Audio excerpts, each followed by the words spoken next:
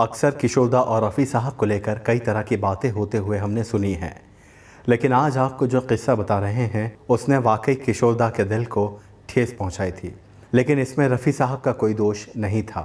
1971 में stardust magazine में भी देवयानी चौबाल ने इसके बारे में लिखा था। एक फिल्म बन रही थी तूफ़ान में प्यार कहाँ, जिसके एक्टर थे अशोक कुमार साहब। इस फिल्म का एक बेहतरीन गाना था, इतनी बड़ी दुनिया जहाँ इतना बड़ा मेला, जिसको रफ़ी साहब ने गाया था। प्रेम धवन साहब ने इसको लिखा और चित्रगुप्त साहब ने इसको कंपोज किया था। लेकिन इस गाने को रफ़ी साहब से पहले किशोरदा रिकॉर्ड कर चुके थे।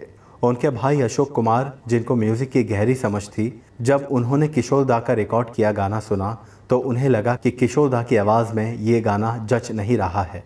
अशोक कुमार साहब ने तय किया कि क्यों ना इसे रफ़ी साहब की आवाज़ में दोबारा रिकॉर्ड किया जाए। उस वक्त रफ़ी साहब हज पर गए हुए थे। हज से वापस लौटने पर खुद अशोक कुमार साहब ने रफ़ी साहब से इस गीत को रिकॉर्ड करने के लिए कहा, लेकिन रफ़ी साहब को ये नहीं बताया कि ये गाना पहले किशोरदा रिकॉर्ड कर चुके हैं। रफ़ी साहब ने ये गीत रिकॉर्ड कर दिया। किशोरदा को जब ये बात पता चली तो उन्होंने इस बात को दिल से लगा लिया, लेकिन उन्होंने इस बात को किसी से जाहिर नहीं किया कि उन्हें इस बात का बुरा लगा है। किशोरदा रफ़ी साहब की बहुत इज्जत करते थे। रफ़ी साहब को बुरा न लगे इसलिए किशोरदा भी खामोश रहे।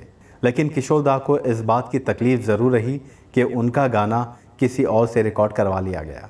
फिल्म क्रिटिक इकबाल मसूद ने भी इस बारे में लिखा था कि किशोरदा की इस तकलीफ़ को किसी ने सॉर्ट आउट नहीं किया, सब लोग खामोश रहे, यहाँ तक कि उनके भाई अशोक कुमार साहब भी।